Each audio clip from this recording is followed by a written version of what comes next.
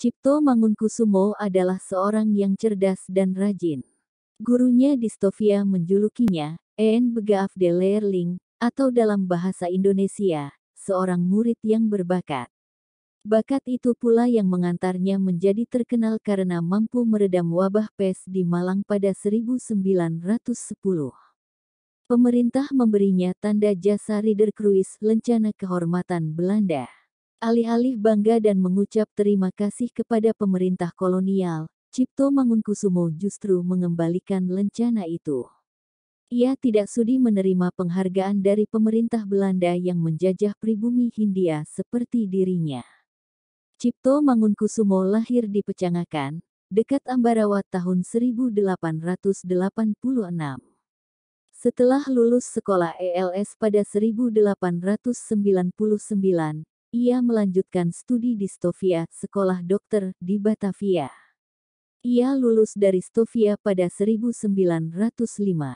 Sejak itu, mulailah ia bertugas sebagai dokter pemerintah di Banjarmasin dan Demak. Waktu bertugas di Demak, ia banyak menulis karangan yang menceritakan penderitaan rakyat akibat penjajahan Belanda. Karangan-karangan itu dimuat dalam harian The Express. Akibatnya, ia diberhentikan dari jabatan dokter pemerintah. Kegiatan politiknya makin meningkat setelah bersama Douwes Dekker dan Suwardi Suryaningrat turut mendirikan Indische Partij tahun 1912. Partai itu adalah partai politik pertama yang berjuang untuk mencapai Indonesia merdeka. Bumiputera juga membentuk Komite Bumiputera. Komite Bumiputera itu dibentuk untuk memprotes maksud pemerintah Belanda merayakan 100 tahun bebasnya negeri Belanda dari penjajahan Prancis. Akibat kegiatan dalam Komite Bumiputera, ia dibuang ke negeri Belanda pada 1913. Belum genap setahun di Belanda, Cipto Mangunkusumo sudah kembali ke Hindia Indonesia karena mengalami sakit asma. Ia lalu tinggal di kota Solo. Perjuangannya lalu dilanjutkan di dalam Volksraad.